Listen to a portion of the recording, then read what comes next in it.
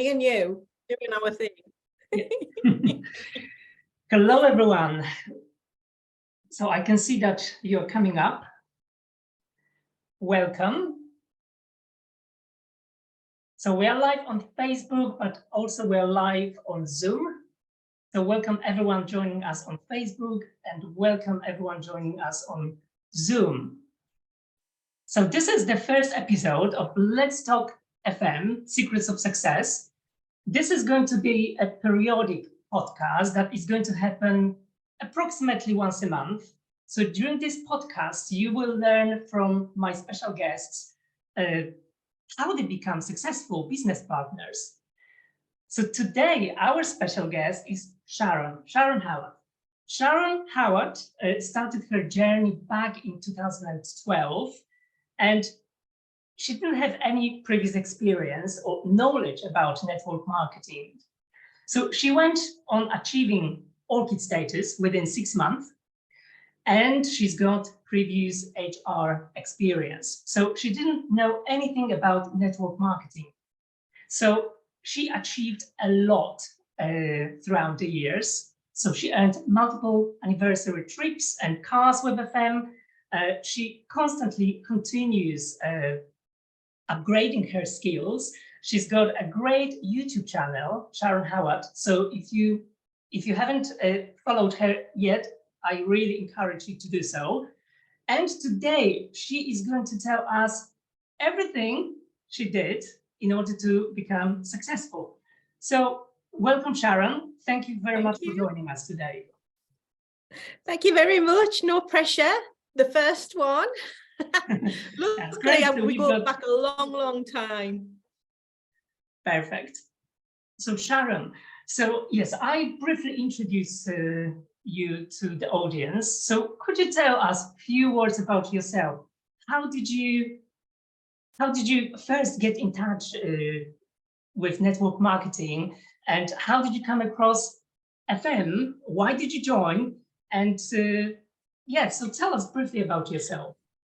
Well, basically, I needed the money. We were getting married. In fact, we got married, but my new job wasn't going to be around for like 3 months. And I thought, oh my God, I need the cash. How am I going to make money? And I had originally signed up with FM way back in 2010. So I had the kit, I had everything, and I hadn't actually done anything with the business. And I was about to drop off the system. And I thought, oh my God, and the kit was just there, and I was getting emails still from Roy, and I thought, you know what, I'm just going to pick up this business and just run with it, get some cash, and it'll put us on.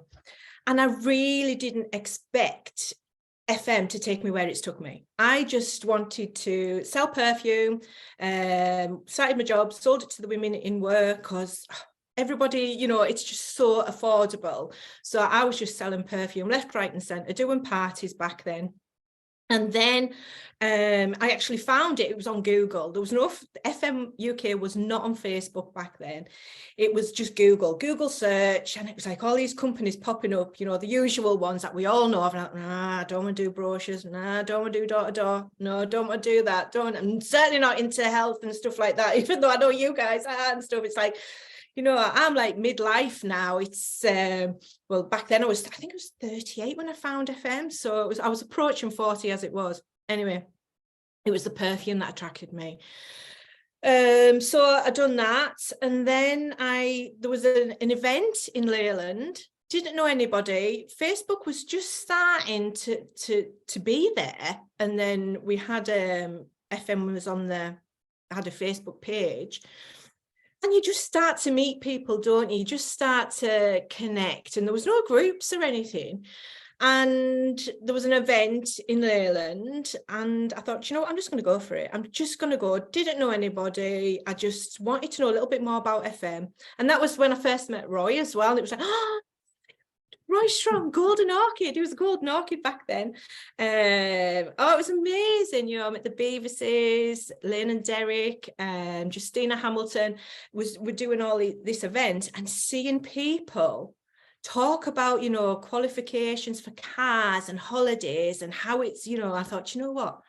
I could do with a bit of that. And I just took it that step further, and I set that goal. I thought, you know what, I don't want to be in a job. I don't want to be always scrimping and saving. I want a bit of extra. And yeah, you can do your parties and you can, you know, you can sell your perfume, but if you want the lifestyle change and the holidays and the cars, you do have to take it a bit further.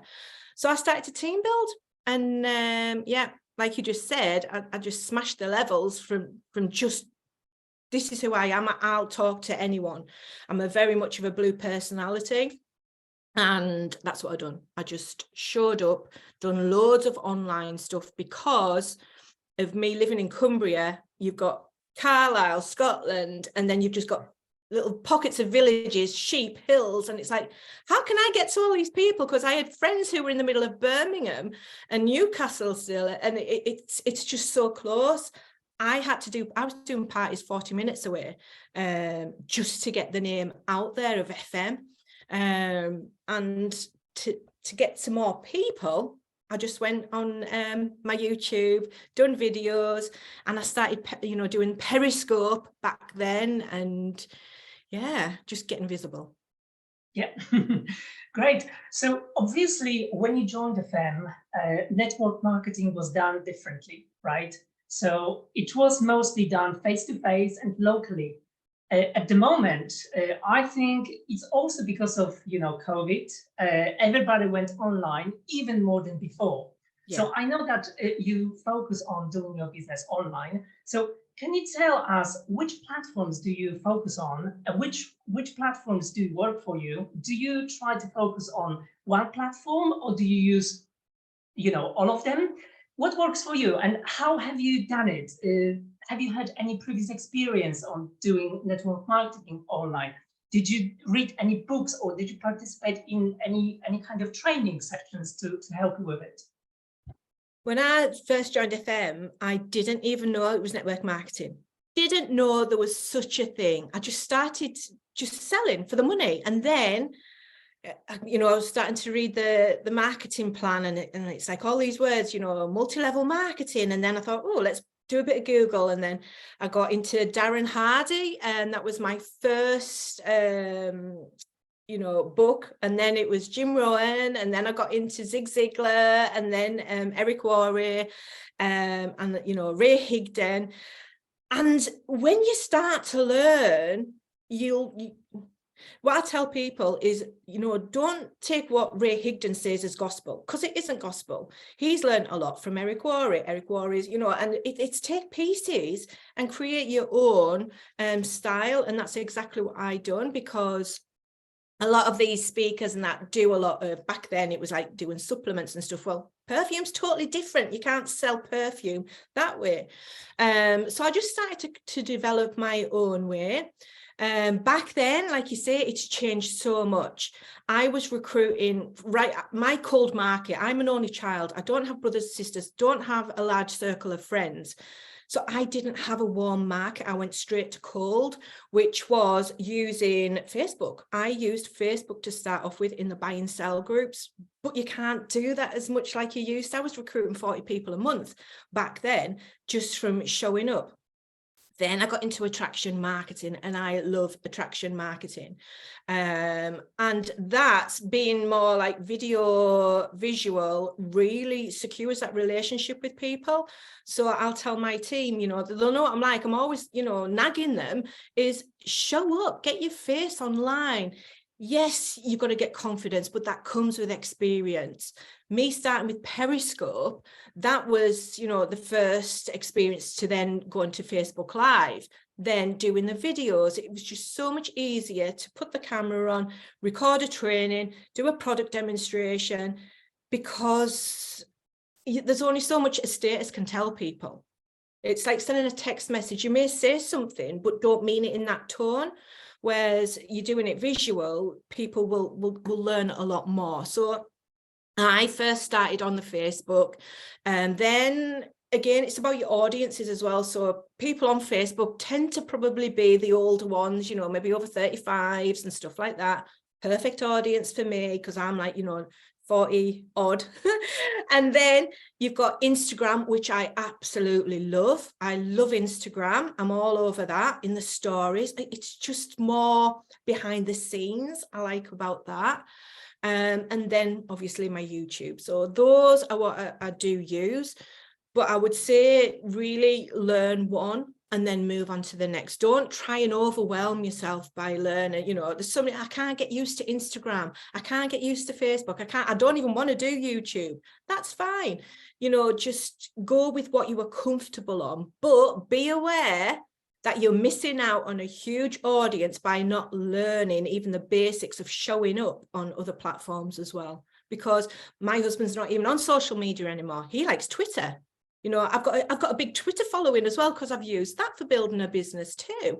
But that's because I want to attract people wherever I can. And you're just one, you know, search away from Google. You know, put my name in Google, it'll pop up.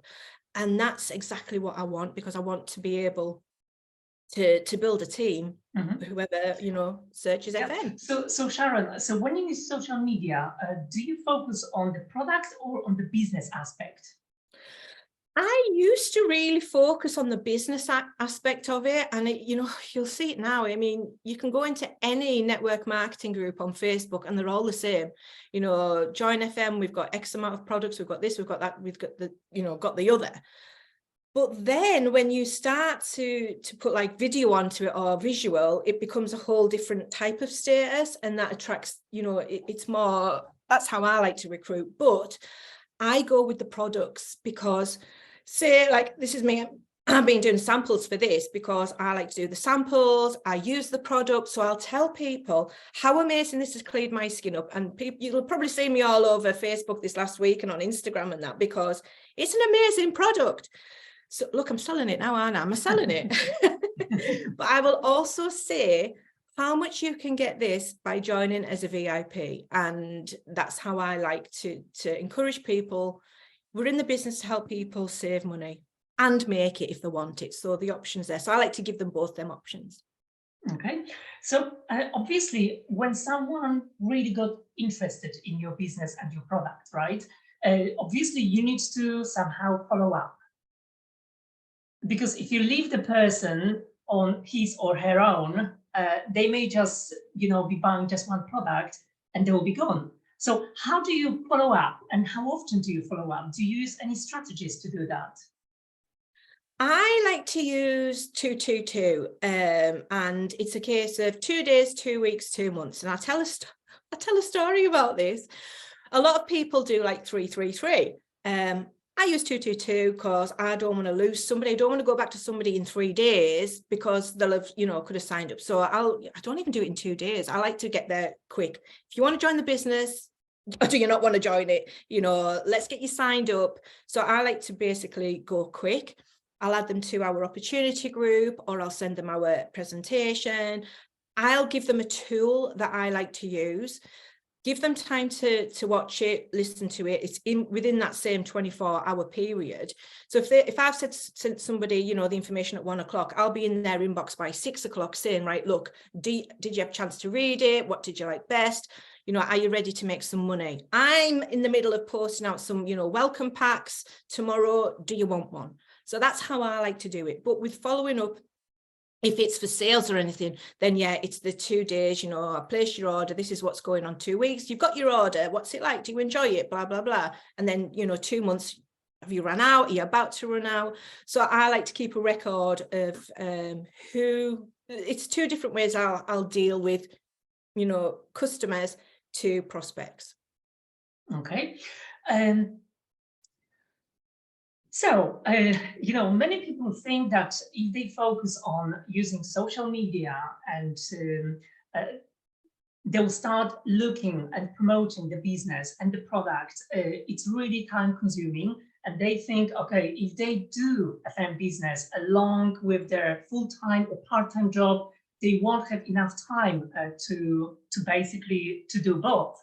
So my question is, do you follow any particular daily routine when you do FM, or you just very spontaneous and you do as you go? When I first start, I mean, this is my DMO. This is the DMO that I use. And when I first started, it would be a case of I would work my way through it, but it's habit now. It does become a habit because you're doing repetitive actions. It doesn't have to take time. And, you know, if people say, you know, it's taking too much time, it's not taking up too much time. You're probably making excuses. Just set your alarm half an hour earlier. I don't do all that DMO in one go. There's no way I could sit and, you know, add new people, share a product of the day, you know, share a snip on my stories. I couldn't possibly do all that, but I can fit all that into a day. Really, we need, like, you know, selfies now, and then I'd save that, and then after that's part of my story, and you'll just weave it into your day. I always say, FM, the business doesn't have to run you. You don't want the business to run you. You want to run your business. So if I'm like on the way to the shops or something, and I've got, you know, deliveries, I'll do it on my way to the shop. I won't go out my way to do it. I'll make it within my day. I'll schedule posts. I use Plannerly for Instagram, but I'm physically there when I do posts, but I've got probably 30 photos in that album now that I've started to create statuses on. And when I'm, you know, if I've got a free half an hour, I'll just open and I'll just tweak a little bit more, and then I'm done. I don't have to, you know, to do any more. So if I share a story on Instagram or a post, it automatically posts on my business page. So I don't have to even touch my business page. And like I say, on Twitter, I have that set up. Whatever's posted on there will also go onto there. I don't have to do that. It automatically goes to my Facebook story. I'll download the photo, and then I'll put it on my personal profile story. So one photo, it just goes multiple purposes. So you don't need to be like a headless chicken. There's, you know, simple systems that you just hit in place to do that for you. Mm-hmm. Yeah. And obviously, you know, doing network marketing nowadays online enables you to do the business internationally, not locally, not even considering the whole UK, but because we've got, you know, branches in other countries, and literally FM can send the products or ship the products everywhere. I know that you started focusing on Australia and the United States. So can you tell us a little bit more about that?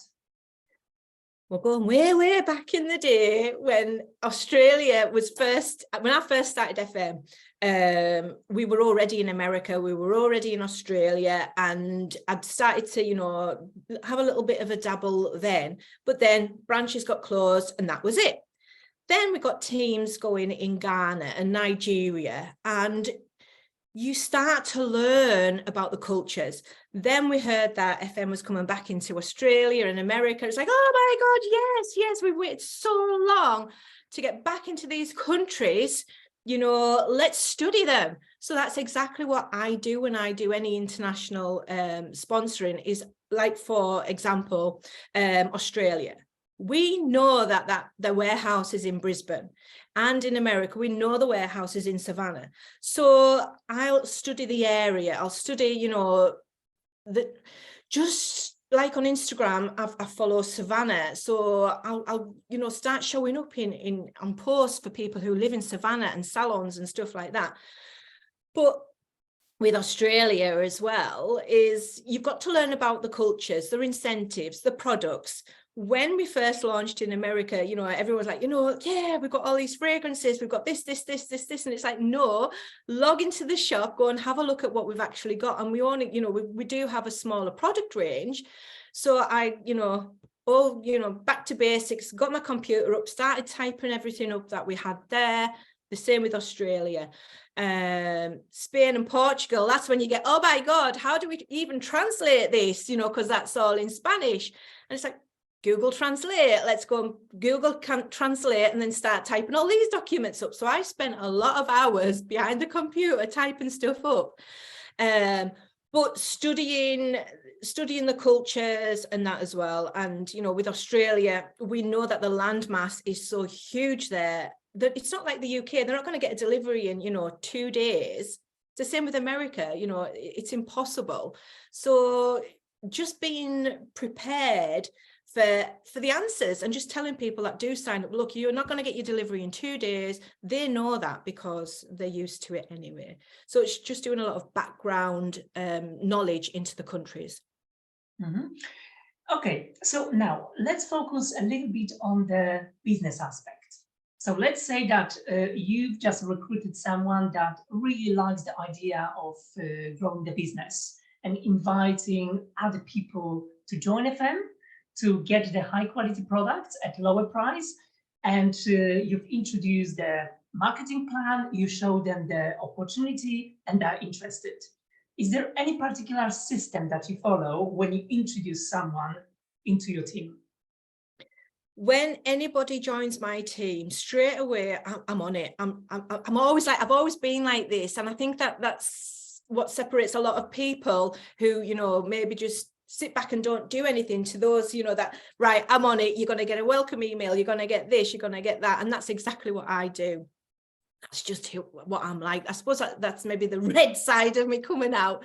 But I like to, when anybody comes in, I think of me and what I would have wanted when I started, and it was everything at my fingertips I wanted, just to run with it, because that's just what I've done.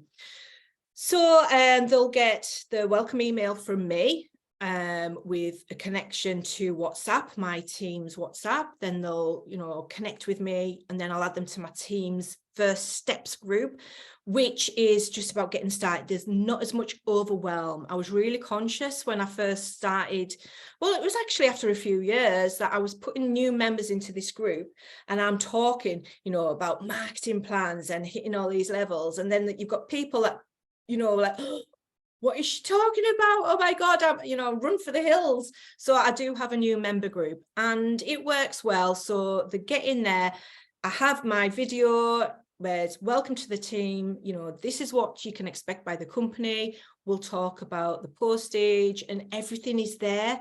Incentives. And I have in the guides, I have my USA guide, I have my Australia guide, I've got my UK guide. So everything is geared to whichever country. But also, again, like just doing one item for social media, I do one article and I just change the currencies, and it's the same. So we're all singing off the same hymn sheet. You know, it's not, nobody's getting anything different. You're getting all the same training. You're just getting spoke to in a different way that's more relevant to your country. And then that's it. So just plug them into it, and then they can join, you know, training if they want to learn how to sponsor. You know, it's all there for them. Mm-hmm. Okay, great. So obviously, you know, sometimes it can be challenging to speak to people online, and it doesn't matter whether you know, focus on recruiting people online or offline. People will always have objections. And I've read many times that, you know, if someone has got objections, it means they're interested. Because if someone doesn't have any objections, it means they're not interested. So basically, what sort of strategies do you use to overcome objections? You know, the most common one is, you know, I don't have money to buy the products right now, or I have to think about that. Let me think about that for a little while, or I need to speak to my wife or husband, etc. So what sort of strategies do you use to overcome such objections? If somebody said, I don't, you know, I can't afford this business, then I'll go right onto one. It's like, well, this is why you need to start it then, isn't it? If you can't afford to start, you don't need money to start. You know, I've got everything in place. We've got statuses, we've got, you know, samples. I can get you samples in the post. You don't need money to start this business. You really, really don't. If you want to take it to another level and do, you know, go around the office with your kits and stuff like that, then fair enough. But like you say, it really is more of an online business this now. So I couldn't tell you the last time I'd done a party. You know, I would sooner do an online event, or, you know, a secret sale, and I'll set up something in WhatsApp. So it's just people want that instant, tell me how much it is, right, that's great, I want that order. And you've just got to be prepared to keep up with the changes in social media. But again, if they haven't got money, and we used to have a kit. We used to have to invest 50 quid in a kit, no matter what. And I would get that quite often then. I can't afford it. So, right, well, and I would open my cupboard. I think everybody's got a cupboard in the house that's full of rubbish. And I could say, well, I could get a tenner for that on eBay. I could get a fiver for that. I can put that on Marketplace and get 30 quid. If I want to make 50 quid out of random stuff lying in my house, I will do it, because that tells me if somebody's going to do that, they want this business. So I'm like, you know, brilliant, let's run with this. So that's how I would overcome that objection if people say about the money. With the time, again, you don't need time. Well, yes, you do need time. You do need time. You need to at least give me, you know, an hour a day or 2 hours. And if you can't give me that, then you're not going to be going making a, you know, change in your life. If you're telling me you want the Mercedes, you want the holidays, you want this, but you only want to give me 30 minutes every other day or once a week, it's not going to happen. You have to invest time if you want to go all the way. Yes, people join this business to make 50 quid a month, you know, to pay for the mobile, you know, just the shopping or anything like that, because that was me when I started. So I could have got away with not doing as much. But if you really want to hit those levels and make money, you've got to put a bit more time in. So I'm really honest and direct, so they know what to expect from the business. And they're not going to think, oh my God, no, she wants me to do a status today. She wants me to do one tomorrow. She wants me to do this. It's like, yeah, if you want to hit the levels, and yeah, do. But it works. It really does work. Okay. Yeah. So my next question, and I think everyone will be interested in it, because I think sometimes people may be thinking they waste a lot of time by recruiting someone, and then if their motivation goes down, they sort of give up. And I think this is a normal process, that basically people feel really motivated at the beginning of the journey, and then later when they face obstacles, and we cannot really, you know, lie, you know, we all face obstacles, right? But it's the matter of how you deal with it. So my question is, do you motivate your team members, or you just, if someone really, you know, gives up and the motivation goes down, you just say, next one, please? What do you do? You've got to get, my team will all shout on this one, even probably everybody will, what I'm like about motivating people. If you haven't got a goal, you know, I feel like I need to stand on my chair now and do the preaching. You need to have a goal. You've got to have vision. You do. If you don't have a goal in this business, you are going to, you know, keep nose, I'll just keep plodding along doing, you know, I don't know, 300 points. But when I've always had goals, and my first goal was to quit my job. So what did I have to do that? I had to build a big team. I had to show my team how I done it and teach that down, you know, and duplicate simple systems. Then as my points were rising, brilliant, that goal's done. Now let's have another goal. My other goal the other year was my husband's 40th. And I thought, you know what, I'm going to book us a holiday to Mexico, because we got married there. It was our 10th anniversary as well. And I'm going to go all flash. We're going to go premium seats or whatever. We're going to have summer rooms. And I kid you not, the holiday cost probably close on £7,000 for the two of us. But it was the best holiday I've ever had, because every single month it pushed me higher and higher to, right, got to get this level, because if I don't, I'm not going to earn as much money, and I need to give that to TUI. I need to pay that for the holiday, and I can't go back to my husband and say, can you give me a, you know, I need another £1,000 for the holiday. It wasn't going to happen, because I was a single mum, so I'm a very independent woman. And it's an ongoing joke at home. I'm very independent. My money is my money that I've worked hard for, and nobody will ever take that away. And again, that's another goal. It stops me, you know, having to go back to work. I'm really fortunate now that my goals, and I suppose it's down to the individual, isn't it, how motivated you are. But I'll share this with my team. You have to have a goal. If you want to go on holiday with your kids and you've got not a, you know, a pot to whatever, then you'll need to buy your passports. So how much are your passports? Right, let's write that down. You know, you'll need a couple of £100 for your passports. Where do you want to go on holiday? Oh, I'd love to go to, I don't know, Mallorca. Fantastic. Whereabouts in Mallorca do you want to go? Oh, I don't know. Right, load up TUI. I'm doing some advert. I used to work for TUI, by the way. Load up the website, go on it, start to see where you want to go. Oh, well, love to go to Calamalor. That would be brilliant for your family, or Alcudia. Get that wrote down. How much is that going to cost? So we've got the passports, we've got the holiday, you want your car parking, round it up, right? You're going to need £3,000 for this holiday. So how are you going to do it?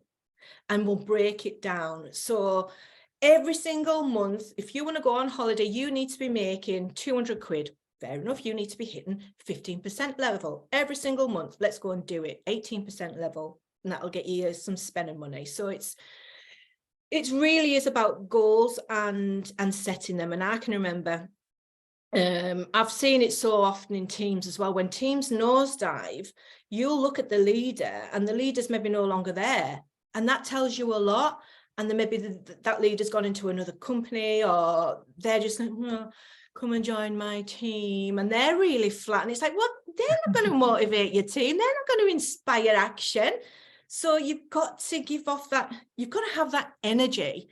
And you've got to find that energy from somewhere. I mean, after this, I'm probably going to go sit down on my couch with my feet up, and I'll have a cuppa. There's no energy coming out of me after this. But that's the point, isn't it? I've done my bit, I've done my training, I've now can move on and plan, relax, and then set up to do the next one. But you really do need to find that goal. Yeah. So on average, how many people have you got on your team? Do you know? Breaking up marching. Okay. How many people are there on your team? I can't hear that bit. It's broke up. How many people? What? Yeah. How many people are there on your team? How many people in my team? It has shrunk massively. And I like shrinkage, because that means that, you know, the inactives, the people that don't want the business have gone. So I actually only have about 1,500 people in my team. And that will probably shock a lot of people, but you know, you can still hit levels with a small team as long as you've got the actioning, active, selling, building. But obviously on your team, you've got some leaders, right? As well. So how do you decide that someone, will be a leader? What sort of qualities do you think the person should have to become a successful leader? Motivation and ambition.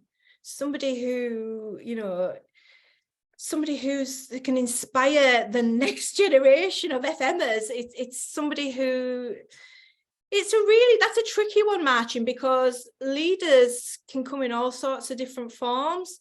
But if you've got somebody who wants to run with it and is just off doing their own thing, doing their own trainings, doing this, I want more of them. So yeah, I always like Big Al's book, The Leader. I can't remember the name of it now. Big Al's got a couple of books on leadership, and they are brilliant books about creating leaders. Like, you know, the soldiers or whatever, the Roman soldiers they were, and you create, you know, if you want a party planner and you can't get party planners on your team, create party planners, you know, give them, you know, share your experience of doing it. If you want leaders on your team, help develop leaders, motivate them, give them some goals, help them see the bigger picture of what they can do and help develop them. So yeah. Okay. So now, because FM is about products, right? So we've got hundreds of products, good quality fragrances, makeup, skincare products, products for home, smart and clean, supplements as well. So I'm sure that you've got some of your favorite ones. So my question is, what are your 3 favorite FM products and why? Oh, you froze again. Okay. Are you there? Yeah. What are my 3 favorite products? Your three favorite products. I hate this question because we've got too many. We've got too many amazing products. And back when I started, we literally didn't. We didn't have Utique or nothing. So I'm going to say the fragrance sticks, the reed sticks are amazing. I have one in my hall and I have it in the bathroom. So I have 18 in my hall and I've got 472 in the bathroom. I love those. My face oil. This seriously is a game changer. I've been using this consistently for 2 weeks now, and I've noticed a huge difference in my skin. It's the 13 oils in this are amazing. If you just read what each one does, you can see why, and why I'm just beautiful. That's why you need that oil. For sure. And then my Blur foundation, that's probably another reason why I look maybe a little, I don't look too haggard today, is the Blur foundation. I love it because it's nice and light. You can build it. But yeah, I use the blooming foundation. Yeah. Okay, perfect. So everyone, there's a great news for you. Until tomorrow, you can get all of Sharon's 3 favorite products, 35% off, but not all. This promotion applies also to other products, except for the Sun and Care and the NutriCode gummies. So after the webinar, I hope that you go to the shop and the time is ticking. So until tomorrow, 35% off on Sharon's favorite products, but also on other products. So Sharon, let's wrap up today's meeting, today's podcast. So what does it take to be successful in FM business? In few sentences. I know it's difficult, but a few sentences, Martin. I think I've probably touched on a lot of it. You've got to be determined. You've got to be motivated. You've got to be prepared. Be prepared for the months that you don't recruit. Be prepared for the months that your sales are low or your team sales are low. And remember, I was a 0 on, Roy's tree for 12 months. We've all got zeros on our tree, but we just don't know what happens in life that's going to, be that factor that they're going to pick their kids up again, or they're going to look on Facebook and think, oh, do you know something? I forgot to sign up to FM and I could do with 50 quid, 100 quid. I'm just going to start doing it again. So don't ever discount. And I think it's quite easy to say, oh, my team's full of zeros. None of my team do anything. And it's like, well, no, my team's exactly the same, but you just don't know what in life. So just keep them in your groups, keep them, you always be in front of them, keep visible, keep following them on Facebook and liking posts and engaging with them, because you just don't know what's going to inspire somebody to come back again. And just be prepared to collaborate, work as one team. I know so many amazing leaders in this company. And if I was to originally, which I originally just kept myself to myself, kept myself in my own little bubble and stuff. And then Roy opened a group. Roy didn't even have a group when I first started. Then Roy opened a group. So, we've got Road to Success, and, it's just nice to see teams working together. We've got so many amazing leaders. Just be open to taking knowledge from each of them. And I learned so much. God, like Sam Hunter, amazing Instagram things. And it's like, oh my God, if I could have done that back then, and it's just incredible. Yeah, so it's a journey, and we're always learning. Knowledge is power. You need to learn as you go. So what advice would you give to your younger self when you first started today? Well, I think we all know I'm visible, but I would probably be more visible. And if you can get any more visible than what I would be prepared to do. I mean, I haven't done a Facebook Live in my personal profile. Well, I went for a week, but before that, it was like maybe 2 months. So I personally as well need to show up more doing stuff like that, because it works. So it's just show up more and more and more and more. Okay, and what's one piece of advice that other business partners can take away from today's meeting? follow people, just follow people in FM and see what they're doing. I mean, Jo Skipsey, oh my God, her amazing new house and everything like that. She's incredible.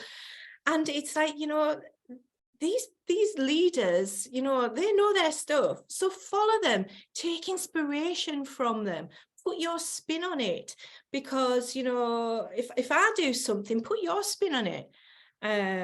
You'll see my statuses all the time on how I team build and create sales and stuff. Try it. And if you think, oh, I don't want to do that on my personal profile, you've got to get over it. It's business. We're in this to make money. So you've got to really start to show up and find that and the more you do, the more confident you get, and then you'll soon be doing videos and lives and interviews with Martin. It's true. So the first step is always the most difficult, right?